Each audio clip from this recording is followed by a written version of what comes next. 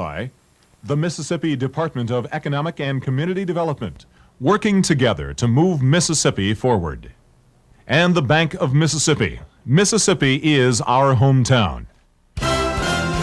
Coming up on this edition of Mississippi Business Today, private investors have entered into a special partnership with the city of Hattiesburg. It's part of a plan to stimulate that area's economy. The private sector actually puts more money in our economic development, so they have a stronger role, and it's worked a lot better than the political process that we used to go through.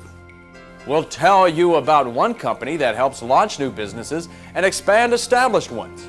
We try to help them expand their markets and position them to compete for work on a regional and ultimately on a global level.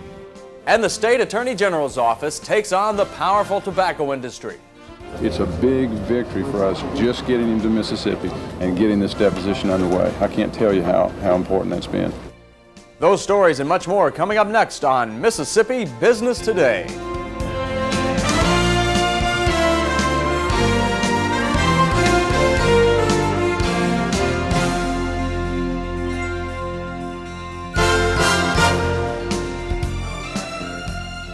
Hello, I'm Michael Newton, and welcome to this edition of Mississippi Business Today. Here are the business headlines for the week ending December 29th, 1995. Multi-millionaire and professional dealmaker Donald Trump has given up on Gulfport after 2 years of legal troubles. Trump has decided to focus on renovations to his Atlantic City casino and the construction of a $153 million casino in Gary, Indiana. Trump's departure from the Gulf Coast means the financially strapped Marine Life Resort is in deeper financial trouble. Trump had planned to invest $10 million in the renovation of the tourist attraction. Federal inspectors have cited Fidelity Tire Manufacturing Company in Natchez for alleged health and safety violations. The Occupational Safety and Health Administration proposed fines of more than $63,000. The citations were the result of an investigation that began October 15th. OSHA then cited the company for 2 alleged repeated safety violations and 1 alleged repeated health violation. OSHA inspectors said they found missing guardrails on platforms, exposed live electric parts, and water and oil on the floor. Good news for Oktibbeha County. Its Economic Development Authority has ended the 1995 fiscal year in the black. Board members were briefed Monday on the results of an independent audit by T.E. Lott Certified Public Accountants. The authority's general fund balance rose by more than $87,000 during fiscal 95. The EDA fiscal year ended September 30th. It spent much of the year finding tenants for the Mississippi Research and Technology Park. And you can now get a loan at an ATM. Deposit Guarantee National Bank has become the first bank in the Mid-South to offer an automated loan machine, or ALM. Customers can get a personal installment loan from $500 to $5,000 without having to visit a lender during normal banking hours. Similar in appearance to an automated teller machine, the ALM processes credit transactions in 10 minutes, and if the loan is approved, issues a check to the borrower. Well, those are the headlines topping the business news for this week. Coming up next are tonight's feature stories.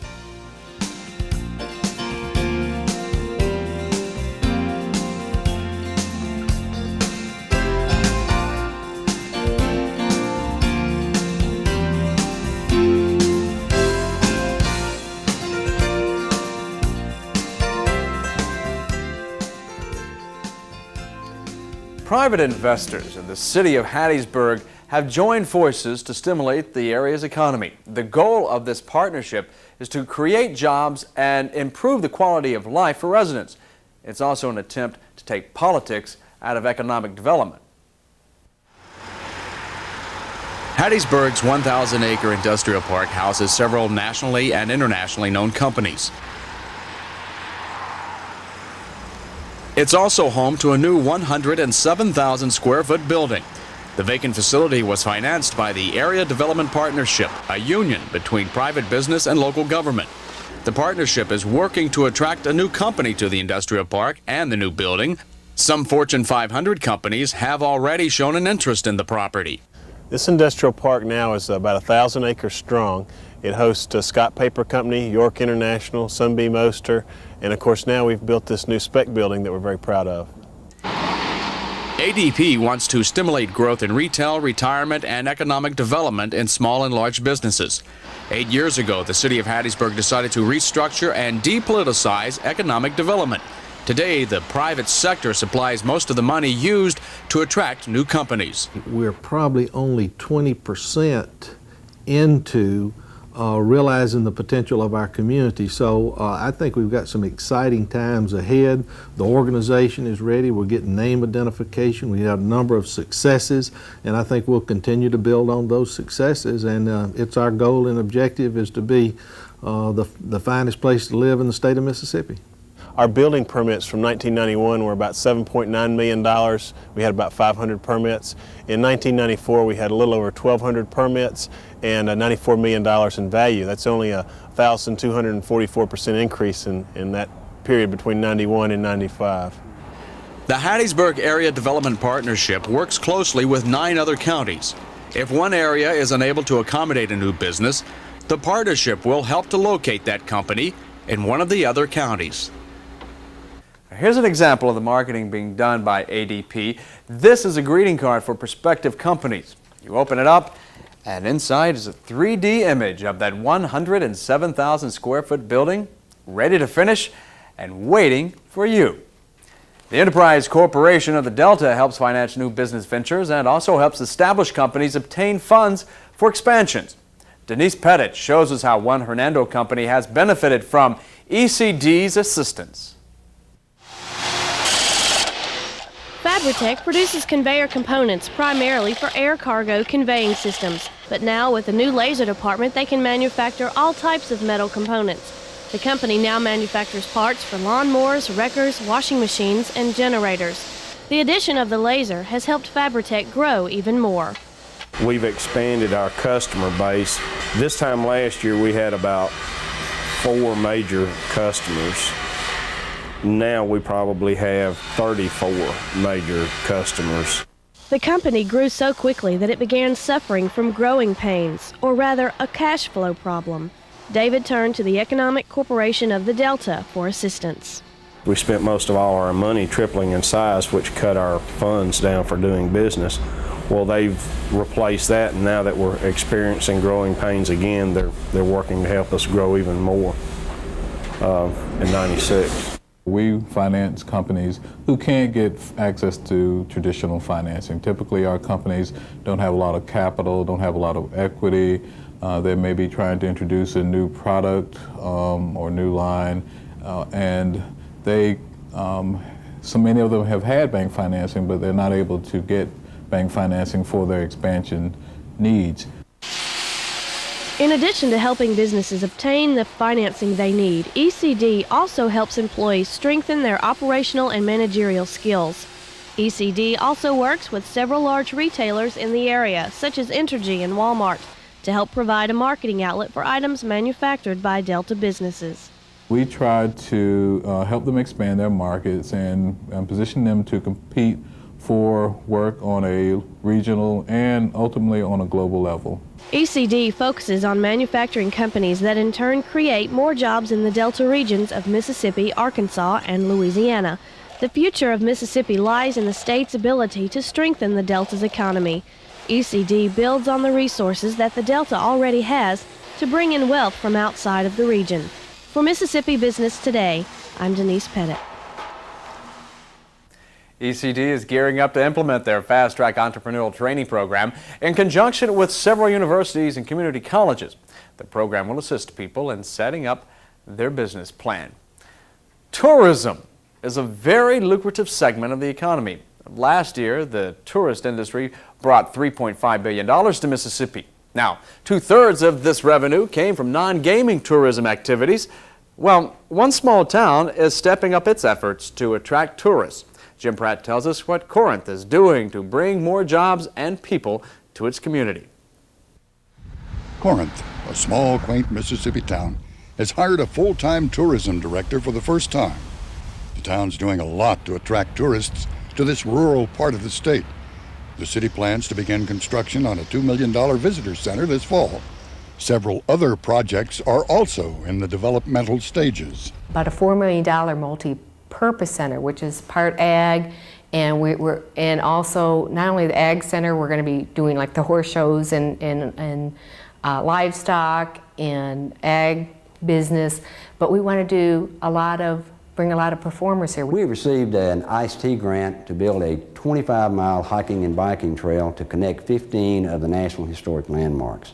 This hiking and biking trail will consist of a 10-foot wide separate hiking biking lane on the majority of the trail, and will connect up with and run to the Tennessee line to connect up with a designated hiking trail from here to Shiloh, which connects to a designated biking trail in the state of Tennessee all the way to Fort Donaldson and the Kentucky lines. It's going to bring in a lot of tourists, which will bring in jobs and a better standard of life for everyone in the community. The city and county have developed the Siege and Battle of Corinth Commission. This organization preserves the city's history, and there's plenty of history to see and experience. Corinth was the scene of one of the Civil War's greatest campaigns. The town was one of two strategic locations in the South. It's the junction where the two longest railroads cross the north-south and the east-west railroads. Over 300,000 troops and 200 Confederate and Federal generals fought in and around Corinth during the Civil War. The town witnessed more military action than any other community in the Confederate West. We are told by the National Park Service that the surviving earthworks in Corinth and Alcorn County are the most extensive in the nation. These earthworks were built in 1862 by both the Confederates and the Federal troops. And some of the earthworks are 14, 15 feet high, remaining today after 130 years. The Battery Robinette was constructed by the Union troops during the summer of 1862 as an inner line of defense. This is the site of the most hotly contested position in the Battle of Corinth. And Braxton Bragg was the first Confederate general to be headquartered in the house. The Curley House was built in 1857 and was occupied by Confederate and Union generals during the Civil War. The house was built in the style of Greek Revival architecture. Scattered throughout the town rests many other historic homes that were built in the 1800s. Corinth is also the home of the famous aviator Roscoe Turner. This peaceful town sits on a gold mine of history. The Corinth Area Tourism Promotional Office and the Siege and Battle of Corinth Commission are working together to capitalize on its heritage. And with tourists come money and jobs, which will help the town grow and prosper. In Corinth, Jim Pratt, Mississippi Business Today. All eyes will turn to Mississippi as Attorney General Mike Moore moves forward with a multi-million-dollar lawsuit against the tobacco industry. Tom Russo has more from Pascagoula. At least 40 lawyers sat in on Dr. Jeffrey Wigan's deposition. Wigan is nationally known as the tobacco industry insider who was set to tell all on the 60 Minutes program. But CBS pulled the interview, citing legal reasons. Wigan is the former vice president of research for cigarette giant Brown & Williamson. Tobacco industry attorneys attempted to block Wigan from testifying in this case, but those efforts failed. They are really trying to intimidate him, really hard, trying to intimidate him and doing everything they can. And you gotta understand, the man's under an awful lot of pressure, so it's a big victory for us just getting him to Mississippi and getting this deposition underway. I can't tell you how important that's been. Moore, on behalf of the state of Mississippi, is suing Brown & Williamson, along with 12 other tobacco companies, to pay the state back for medical costs Mississippi has paid for patients suffering from smoking-related illnesses. Attorney Richard Scruggs is a private attorney working with Moore and the Attorney General's office on this multi-million-dollar lawsuit. The judge in the case ordered Wigan's deposition sealed, but Scruggs will ask to make his testimony public. I think it's vitally important, and it's going to prove to be important down the road. In liability cases, or? Well, in all aspects of tobacco litigation, criminal and civil. The testimony of Dr. Wigan is expected to be the smoking gun against the Brown & Williamson Tobacco Company. With the volume of materials being presented in this case, the earliest trial date would be sometime in September. In Pascagoula, Tom Russo, Mississippi Business Today.